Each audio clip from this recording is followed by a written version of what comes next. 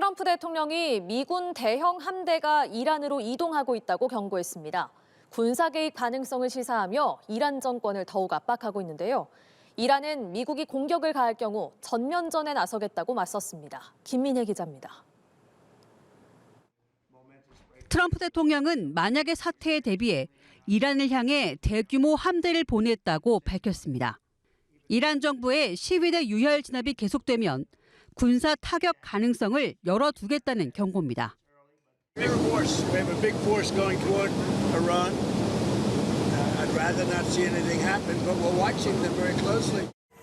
에이브러함 링컨호가 이끄는 항모 전단은 남중국해에서 출발해 인도양까지 진입했습니다.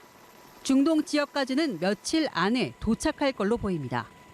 트럼프 대통령의 위협 직후 미 재무부도 이란 석유 산업을 겨냥한 제재를 확대했습니다. 군사력 증강에 더해 이란 정권의 자금줄까지 조이며 압박 수위를 끌어올린 겁니다.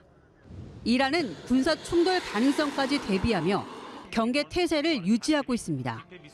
이란 고위 당국자는 어떠한 공격도 이란을 향한 전면전으로 간주할 것이라며 가장 강력한 방식으로 대응하겠다고 경고했습니다.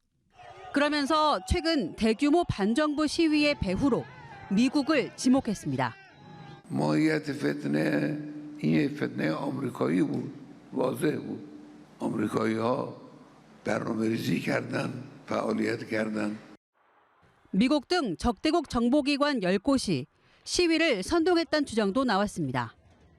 이란 내 시위는 소강 상태에 접어들었지만 군사 충돌을 둘러싼 갈등이 이어지며 국제사회 긴장감은 다시 커지고 있습니다. 연합뉴스 TV 김민혜입니다.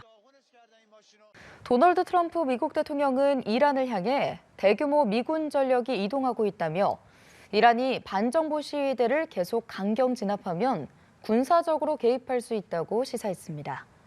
트럼프 대통령은 현지 시간 22일 만약을 대비해 많은 함정이 이란 방향으로 가고 있다며 아무 일도 일어나지 않으면 좋겠지만 우리는 이란을 매우 긴밀히 주시하고 있다고 말했습니다. 로이터 통신은 당국자들을 인용해 미국 항공모함 타격 전단과 여러 군사 자산이 며칠 내로 중동에 도착할 예정이라고 보도했습니다. 미국은 지난해 여름 이란의 핵시설 공습을 앞두고도 중동 지역에서 대규모 전력 증강을 단행했습니다. 이란 정부가 최근 반정부 시위 사태의 사망자가 3천여 명이라고 처음 공식 발표하고 시위는 종식됐다고 주장했습니다. 다만 트럼프 미국 대통령은 여전히 군사 옵션 계획 마련을 주문하고 있는 걸로 알려지며 긴장감은 가시지 않고 있습니다. 강은나래 기자입니다. 실종됐던 아들이 시신 가방 안에서 눈을 떴다. 총상을 입고도 살아있는 아들을 찾아낸 한 가족의 사연이 알려졌습니다. 이 남성은 군의 확인 사살을 피하려고 시신 더미 속에서 사흘을 버텼다고 전했습니다. 무자비한 유혈 진압과 관련한 증언이 잇따르는 가운데 이란 정부는 시위 사망자 수를 처음 공식 발표하고 시위가 종식됐다고 선언했습니다. 정부가 집계한 사망자는 3,117명으로 최대 2만 명이라는 외부 추정치와는 차이가 매우 큽니다. 2427 تن از شهروندان مظلوم و بیگناه ایران عزیزمان اعم از نیروهای حافظ امنیت و اقشار گوناگون مردم از مجموع 3100 월스트리트 저널은 도널드 트럼프 미국 대통령이 대이란 폭격 구상은 철회했지만 측근들에게 결정적 군사 옵션 마련을 압박 중이라고 보도했습니다. 지난 18일 미 공군 전투기가 요르단 기지에 착륙했고 해군 항공모함과 구축함 3척이 페르시아만을 향하는 상황. So we're just going to have to see what happens with Iran. Is the military option off the table? 트럼프 대통령은 CNBC 인터뷰에서도 추가 군사 행동 준비와 관련해 추가 행동이 없기를 바란다고만 언급했습니다.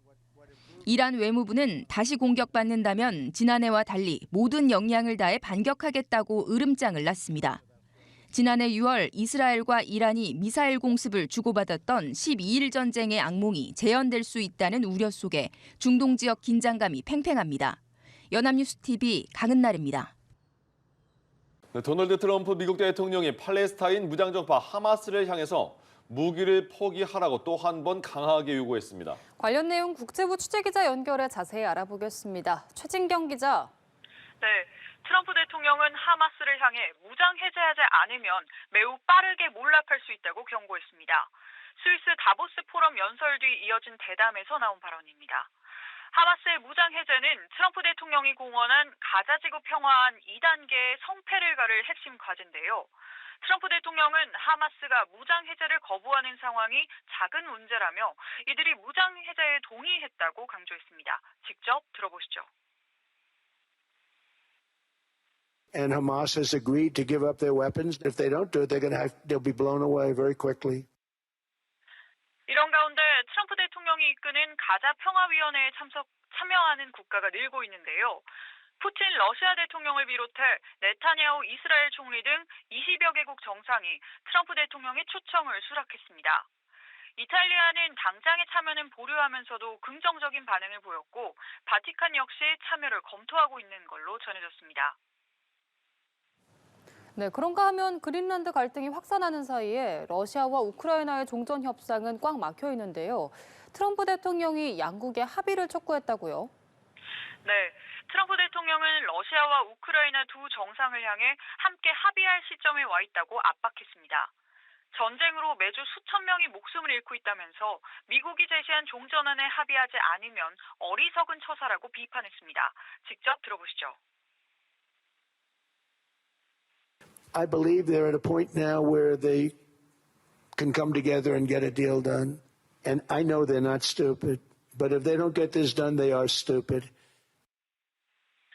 트럼프 대통령의 특사 스티브 위트코프는 러시아 현지 시간으로 22일 모스크바에서 푸틴 러시아 대통령과 우크라이나 문제를 논의합니다. 러시아는 최근 트럼프 대통령의 그린란드 병합 시도 논란을 역이용해 자신들의 우크라이나 영토 점령을 정당화하려는 모습인데요.